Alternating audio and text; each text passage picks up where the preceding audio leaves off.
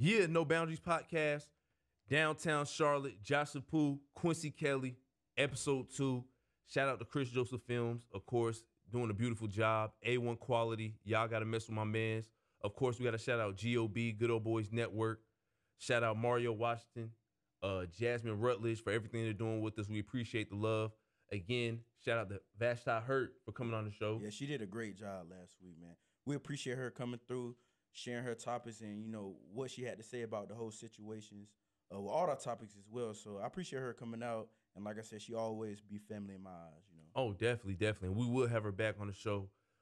Just getting straight into things, talking about this week, me and another person got into, a kind of disagreement, about the things that are going on in Hollywood right now with the sexual allegations. You've had many women have casting couch horror stories or whatever it's called, you know, and we've heard some crazy things. My whole thing is when you see like Bill Cosby, Harvey Weinstein, you see all these sexual allegations, right? My whole thing was, dang, why wait now? And I get some girls are scared to get blackballed and whatever, but what matters most to you, like the fame, the money, or put it like justice, putting this person behind bars or whatever the case may be. You have women that come out right after, something like one person comes out and it's like an avalanche. It's like a domino effect. And like all these women come out and say, yeah, it happened to me. Me too, me too, me too. They even got a hashtag, me too. But my whole thing was, why, like, what really is holding you back then, like compared to now?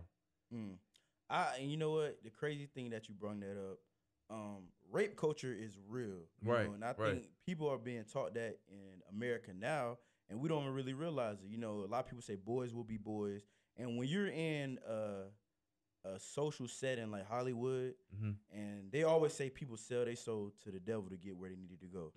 And a lot of people do have to go through things and do things they don't want to do as well. Part of that, I think a lot of people are abusing what's going on to, add to that. So, okay, we know ain't no justice going to be done, but let's see if we can get a payout from this, Right. So you think about that. Even with Michael Jackson, a lot of the kids said that their parents put them up to it, just so they can get a payout or some money. And eventually one of those kids actually committed suicide, as an adult because what the trauma he had went through telling those lies. So it goes both ways. I feel like there is a problem in Hollywood with rape allegations, sexual assault, a.k.a. Terry Crews, 6'4", 260-pound black man was sexually assaulted at a Hollywood party by a producer that everybody knew. And think about if a 6'4", 260-pound black man, and Terry Crews is physically intimidated to a lot of people, can get sexually assaulted. I know a woman can. Right. And the reason why Terry Crews felt like he couldn't come out and say anything for the reason he thought he would get blackballed. Exactly. So that's one of the reasons why I think blackballed, not being able to get word, the fear of just nobody even believing you as well. So a lot of things play in the part of what's going on in Hollywood right now. Let me ask you this. So with Terry Crews, right? Yeah. And let's just say, I always throw scenarios and stuff like that out. Yeah. If something like that does happen, and let's just say a guy comes to you, right, says, hey, look, $1 million, we want you to work for BET. Boom. $1 million contract. And let's just say, he takes a liking to you and disrespects you how he disrespected Terry Crews. Yeah. Would you look past that and say, well, he's bringing me an opportunity of a lifetime to provide for my family, this, that, and the third, or, hey, I'm calling this out ASAP? Because let's be real, I'm not. Again, Terry Crews commendable for coming out and calling that man out. That's tough to do. That really as is. a man to say I got sexually assaulted by another man, that's tough to do. Exactly. But let's not overlook the fact that he did it afterwards, after he's Terry Crews and not an up and coming actor. This actually happened when he was already on. Exactly. Like yeah, exactly. So. And but the thing is, a majority of the times, a lot of people don't do it when they're an up and coming actor or actress. They do it years after the fact. That, And would you, if you saw yourself, and God forbid, if you saw yourself in that predicament, would you come out and say, hey, look, this executive or this VP at this company did this, that, and the third?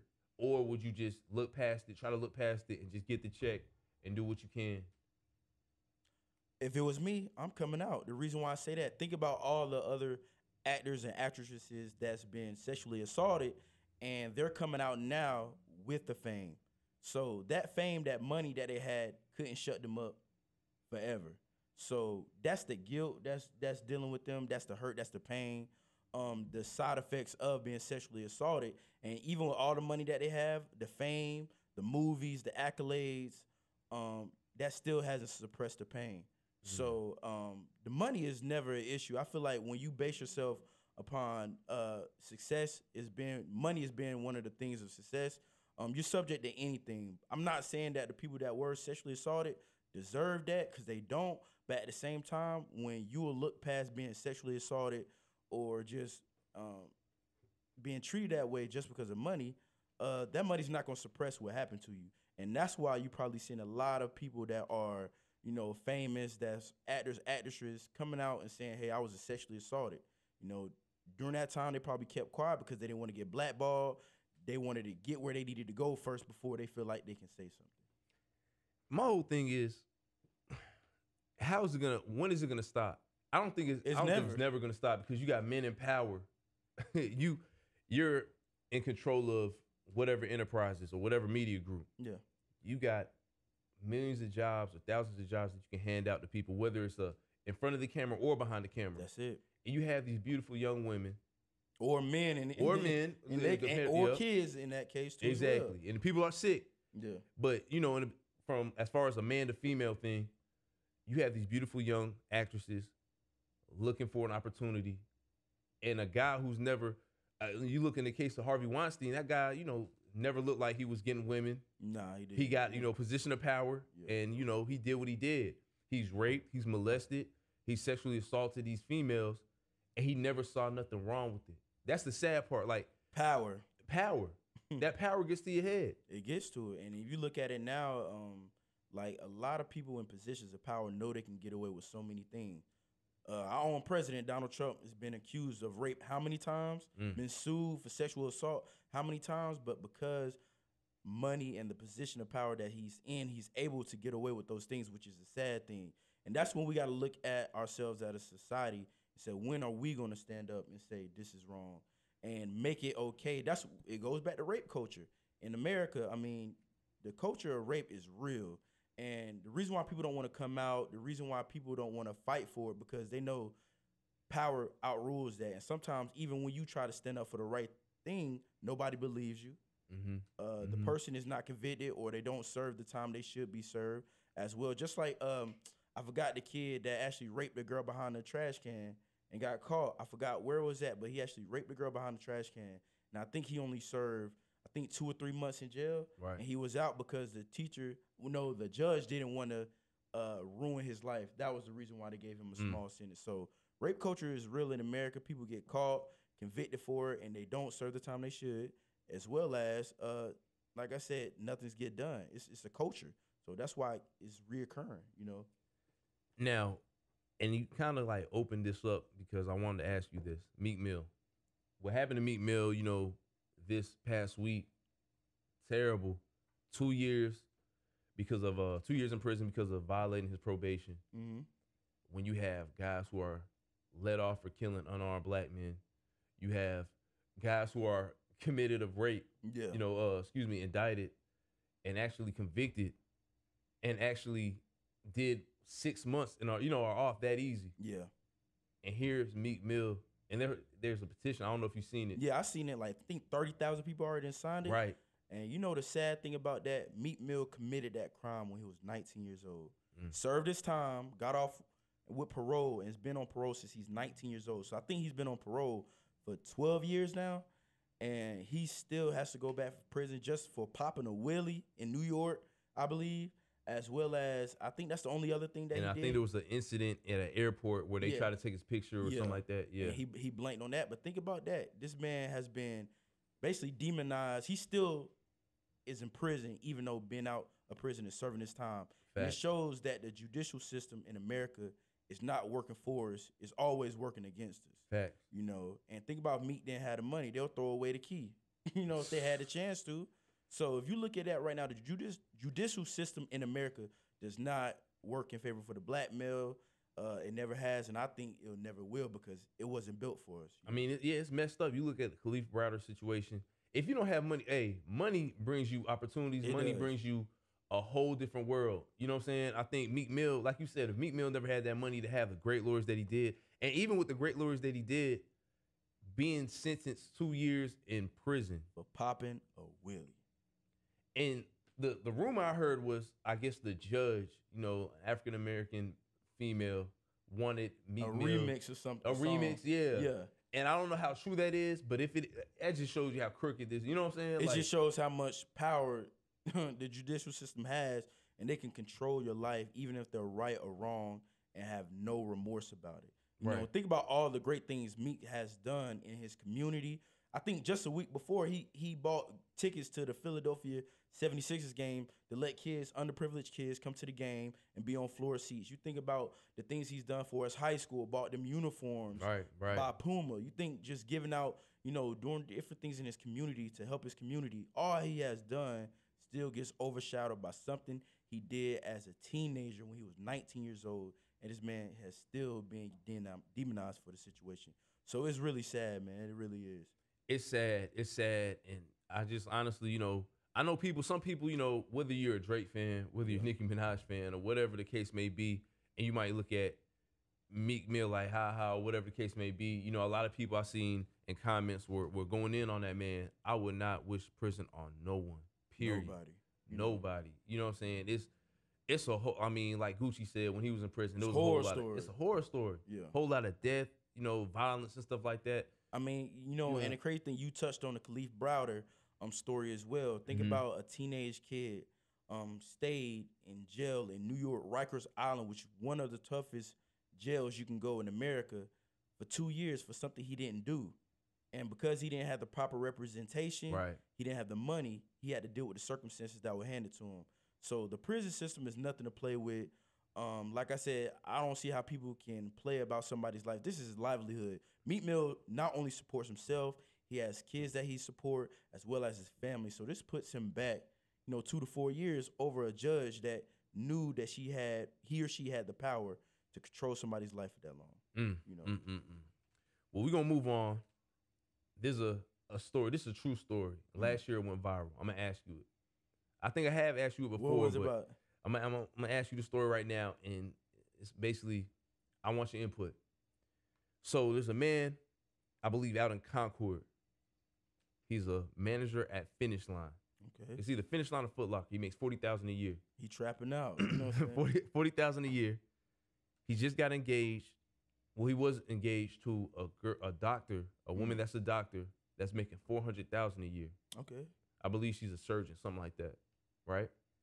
Now, she's making $400,000, he's making $40,000. She's gonna pay for the wedding. Okay. She's gonna pay for the honeymoon. She's paid for the house that they're both living in. Okay. She's even bought him a car. Okay, that's what's up. You know what I'm saying? The woman's mother and the bridesmaids, her best friends are saying, look, you can find somebody better or somebody that's on your level financially and, just in your career choice. You're paying for everything. You're basically catering to this man and babying him. Are they in the wrong? Like, if this was your sister, that was a $400,000 a year salary making surgeon that went out with a guy that's a manager at Foot Locker. And no disrespect to anybody that's watching that work at Foot Locker. Exactly. I got a homeboy that worked there too. Exactly. Just for the sake of this argument, what would you tell your sister? And she, mind you, she bought him his car. She bought the house that they're both living in. She's paying that mortgage. She's paying for the whole wedding, and she's paying for the whole honeymoon. He's not paying anything. That's tough. And the reason why I say that's tough, today's society, we build so much on what we see in a relationship, whether it be social media, whether it be, Facebook, Instagram, all those social sites. And I feel like if they have an emotional, mental, physical, spiritual relationship, that's between them two. Right. And if he's taking care of everything at home, doing what he's supposed to do, and he meets the standards that woman wants him to meet, and she meets his, that's nobody else's business at the end of the day. Right. just because she makes $400,000 a year and he makes $40,000 a year, how does that not qualify him as a fittable suit man for her? That's a good How? point. That's You know a what I'm good saying? point. What she makes more than him, so he may be doing all the other little things that people don't see that doesn't involve financials. But let me ask you Yeah. this: I'm gonna put you Yeah, in that situation. You're the guy that's making $40,000 a year, right? yeah, She says, "This is my house. As long as I'm paying the mortgage, as long as I'm paying your car note, as long as I, financially are See the that, one and, that's wearing the pants in the family. You know what I'm saying? In the relationship, and see, there's my where word is law. there's What do you where say? there's where it got to be a line that's been drawn. Because even though she's financially, has more money than you, when you're in a marriage with somebody, all that has to go out the window. And like I said, everybody got to know their role and play it well. At the end of the day, God made the man head of the Right. household. He didn't Right. say finances make whoever is the head of the household. Right. So if that was me in that situation, he knows it. I should know by then what type of woman I got when I married her. So if I knew she was gonna pull something like that, it was no reason for me to marry her. And this is how I look at other people. Either you're gonna accept the person for fully who they are as a person, or don't be with them. If you know somebody makes $40,000 a year, you make 400,000. If I make you happy, if I'm doing the right things, everything that you tell me to do, and you're meeting my standards, I'm meeting yours, what's the problem? And think about it. It's probably a man out there that she can probably get that make $1 million a year. But is he doing the little things that she want him to do? Right. Is he using money to control her? Because I feel like this society of women nowadays, they put money above everything. Right. It's a what can you do for me type of situation. What does you bring to the table? But a lot of women, what are you bringing to the table? That's a fact. You want a man to meet your standards, but you don't meet a man's standards. You don't ask what his standards is. Some of them don't even have standards. As long as you got money, that's it. Exactly. And a lot of times, a lot of women put so much pressure on men to, you need to meet my standards, you need to do this, that, and the third. And they think sex is the only benefit a woman supposed to get from the relationship. Think about a lot of times during Valentine's Day, a lot of men don't get a lot of things for Valentine's Day. Boy, I hate that. A lot of them, sex should be enough, girl. Yeah, You know what I'm saying? This should be enough. If I give you this, and that's wrong, because think about it. You can get that from anywhere. You can get sex from I put it on everything I love. A man can get sex from anywhere he wants to, but he chooses to be with that woman because he loves them and care about them. So if a man say, well, girl, hey, you know what I'm saying? These should be the only thing you should be worried about for Valentine's Day. Well, I got to give you, a gift or anything that means something of value. So a lot of women, I feel like, got this thing twisted, and, finances is really controlling a lot. And I feel like women want to be independent a lot of times until it comes down to finances. And that's when they want the man to take control of the relationship when it comes to finances. So if it was me, honestly, and she said, well, this is my house, well, I don't got to be here. You know what I'm saying? I can go ahead and go. That's how I feel. What about you? What you think? I think the same thing, honestly. I think first of all, that's trying a man's manhood. If you put your foot down, it's already enough that you financially the stable one. Financially, you the breadwinner in the household. You the head of the household, really. 400,000, you making 10 times the man's salary. You paid for the man's car. You paid for the wedding. You paid for the honeymoon, and you currently making mortgage payments on your house that he's staying in.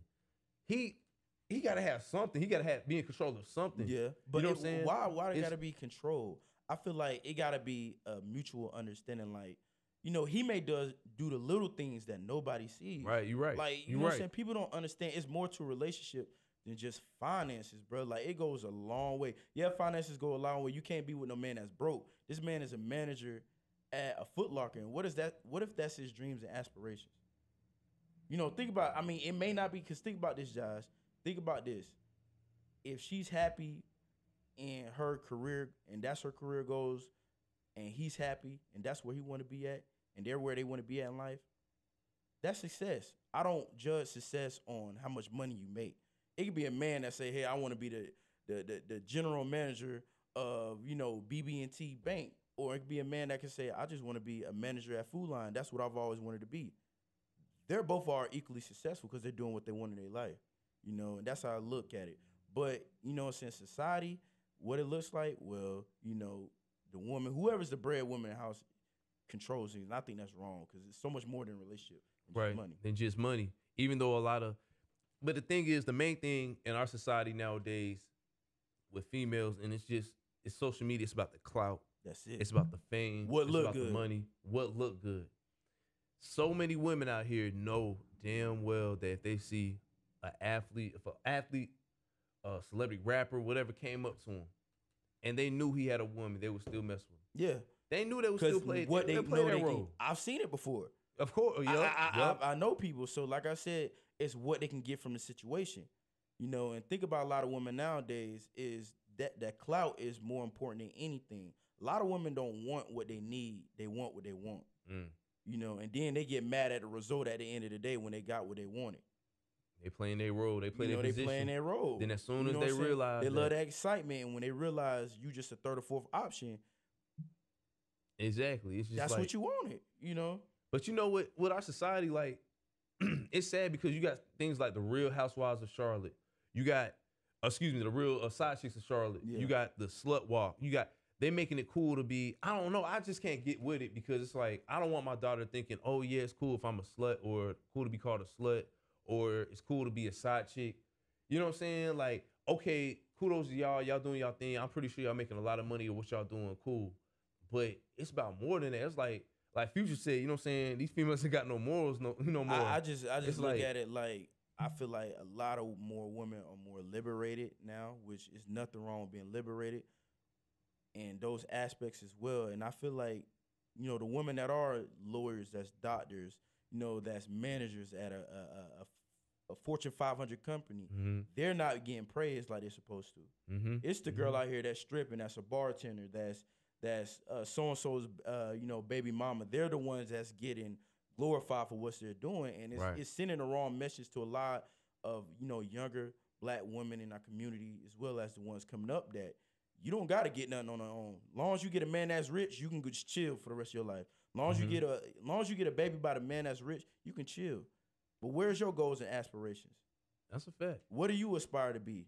So how you view, like, polygamy, like open relationships and stuff like that? Because those are coming back. Yeah, it's trending. I got mixed emotions about it because I feel like it's never fully gonna be a polygamous relationship, or people say a poly relationship, because one person is gonna feel a little bit more than the other one. At the end of the day, I don't care what it is. It's just like when you in a talking phase and y'all make this agreement that, hey, we just talking to each other. Everybody know damn well the other person ain't just talking to one person, just you. So I feel like polygamy nowadays, I feel like it's becoming more prominent now because just how this society is. Nobody wants to get played. Nobody wants to put their stuff out there like that. Everybody's seen the older generation of women. I'm not going to lie. A lot of older generation of women are very, very strong. And they dealt with a lot from men. Cheating, just a lot of things. A lot of women put their life on hold just to raise a family. And I feel like this generation of women, they're more liberated. They're not doing that. A lot of them seen their mothers, gave up their careers, their aspirations of what they wanted to do just to please a man, just to raise a family. And now I feel like, women are really on that grind of, no, I'm going to be that CEO. I'm going to put, family and stuff on the back burner right now to be successful. But I really do think that the reason why polygamy is coming back is because just everybody don't want to get played. And now women are at the point, they feel like they can do just as much as men. There's nothing wrong with that to me. But at the same time, just know it's repercussions to everything. So, you got to kind of tread lightly when you're trying to think about things like that. And what comes into that is really money. Yeah, honestly, money comes into that. With polygamy, of course you have to have. If you got a check, you can do it. Right. You know what I'm saying? To maintain 3 or 4 women, or if, I guess, not trying to be sexist. 3 or 4 men, with women, yeah. But even without money, I know people that have, 3 or 4 women, and the girl, as long as, with the person, as long as they have something tangible behind it, somebody will deal with it. Well, girl, he trying to work on himself. Well, I mean, she trying to do her thing. So I feel like it's really just circumstances and not the person. Right. What I mean by that, you know what I'm saying? If you are an athlete coming up in the game, it's easier for you to have 3 or 4 women that's okay with each other because they know what they can get from the situation. If you're a regular guy working at Walmart, 3rd shift, you're not walking around here with 3, 4 girlfriends and claiming them because you know what time it is. You getting exposed by one of them. You feel me? So it's just different times. What you think about it, Josh? Like, what's your take on it? I mean, as far as like, polygamy, open relationships, I know the whole thing with like Will Smith and Jada, and I hear about that. I feel like it's like you said. I mean, if you're making 50,000 a year, and you're in a certain situation in life, it's not your steez. That's not it's not going to be applicable for you. No. But if you're making millions of dollars, especially with women, like you look at an NFL player, you look at Cam Newton. I'm just use him as an example. Perfect example. If Cam has $120 million contract, if his baby mother is, let's just say it's after the pregnancy and she can't do certain things that meet his needs, he's gonna find it somewhere else. Yeah. And guess what? More than likely, she's not gonna like have a problem with it because she know where she at.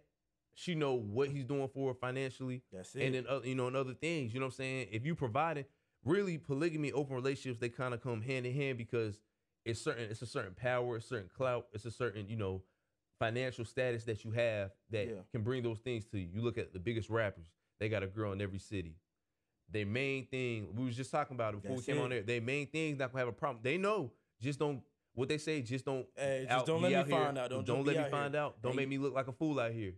So I mean, again, like Future said, she know that I'm doing what I'm doing. But guess what? She not gonna have a problem with it because I'm putting 20,000 in her account every weekend. You know what I'm saying? So well, think about it, and I think it's really like common sense, and it's sad, but it's true. Let's say you're a woman, you're dating a doctor, you have a certain lifestyle that you've been maintaining. Outside looking in, if you're a woman that's married to a doctor and he's a real stand-up guy and he's taking care of business at home, doing everything he has to do, and let's say you do find out he's cheating. First of all, you got to tell your family, and you don't want to ruin that image that your family have in their head. Right. Now, that you know what type of situation you in. Right. If you really don't got to work, you don't got to work. You know what I'm saying? Everything's being paid for. You're taken care of. And I've heard a lot of women say, well, shoot, I'd rather get cheated on by the doctor than some regular dude. So I would rather deal with the mess that the doctor has going on than just a regular guy on the street. Mm-hmm. That's exactly what they think. Because, you know what I'm saying, it's true. That money brings you power. It's a fact that money brings you power. You making, like I said, if I'm making $400,000 a year and I'm a doctor and I, step outside a relationship on my main thing, she's not gonna just drop me off like that. She's not gonna just. I mean, she's gonna rethink about the whole situation. Think about Dwayne Wade and Gabrielle Union. You know what I'm saying? Think about Kobe and his wife. Come on now. Yeah. Now imagine if that was a regular man. You gone without that bank account. Dog. Everything, but that's what I'm saying. But at the same time, it's responsibility. I feel like as a man to come by. I feel like honestly, if once you marry somebody, like you ain't supposed to do no cheating. That's just the right thing. Honestly, that's a fact. That I was raised. I was taught that.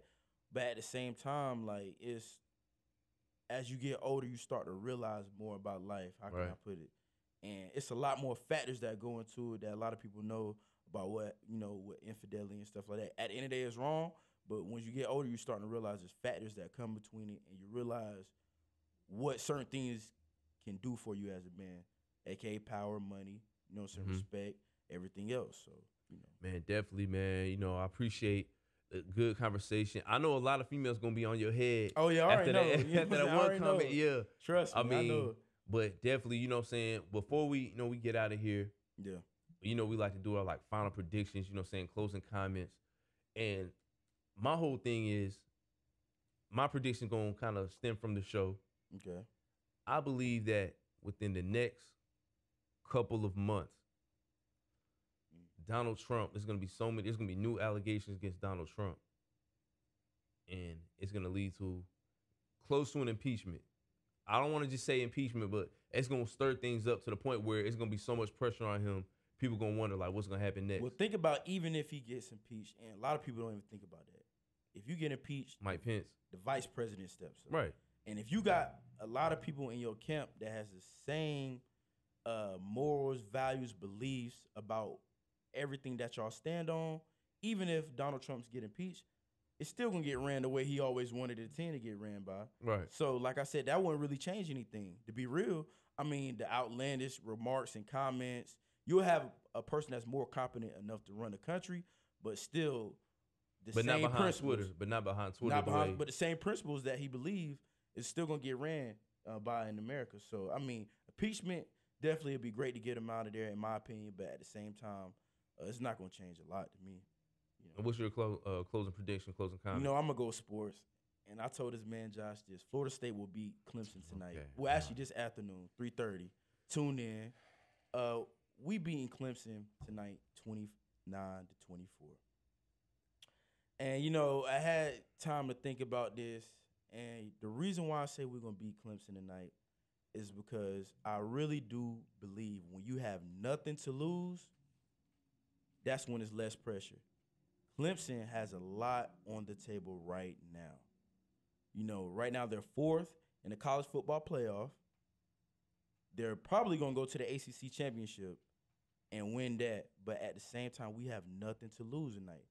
Cam Akers ran for 199 yards against a Syracuse team that beat Clemson at home. And I feel like Cam going to have a big night. I feel like he's going to have 150 yards, 2 touchdowns. I feel like James Blackman is going to make enough throws downfield to help us win. And mind you, Clemson offense is not as explosive as people think. This year only, they only have 36 plays that's gone for 20 or more yards, which is lower than normal. Florida State has 34, and we're struggling to score. So what our defense going to come in, the only thing I'm scared about is our secondary having mental lapses, which causes Clemson to have bigger plays. But I feel like if our defense plays strong, we establish the line of scrimmage with Cam, throw the ball on first down so we can, you know, have shorter distances on second and third down. I feel like we got a chance to come out there. I feel like Jimbo has nothing to lose. Our coaching staff is getting fired at the end of the season. So we got nothing to lose. Clemson got everything to lose right now, you know, which is different because a lot of times when Clemson and Florida State play, hey, this is for the who's going to win the Coastal. So I got Florida State 29, Clemson 24. Zoom in. Hey, go ahead, get right. Hey. Listen, if you watch this, go back on the last podcast when Q Kelly said we were gonna lose. What, Panthers lose what, 30? What'd you say, 38? I said 34-13. I said you thought we were gonna get blown out. He was wrong. Long story short, he was wrong. Okay. When y'all watch this podcast on Tuesday and y'all see how wrong this man is again, you're gonna see why. You know what? Boy, you something else. So what's your prediction of the score? Y'all gonna get blown out. It's not even. Don't like, ever disrespect us again. Again, when y'all watch this podcast, has Clemson ever blown us out? When y'all watch this podcast on Tuesday, y'all gonna see how crazy this man made himself look by making that prediction. First of all, I'm gonna tell y'all something right now. You know, we're gonna go ahead and take care of business, and I'm gonna say I told you so. You know, let me tell you something right now. Florida State has never been blown out by Clemson. 2013, what we do? 51-14. We beating Clemson. We beating Clemson with a backup quarterback in Sean McGuire in overtime at Florida State. Clemson has never disrespected us, and you know they're not gonna blow us out. Their offense is not as what it is. Kelly Bryant is an athlete, but it's not happening. You just wasted 5 minutes about a prediction that's not gonna happen. Like, again, y'all see. Anyway, you know what I'm saying? Shout out to everybody that's watching. Shout out to everybody that's listening. Again, GOB Network, Chris Joseph Films. Yes, sir. Q Kelly, Josh Sapu, X's Home Studio, downtown Charlotte. We out. God bless.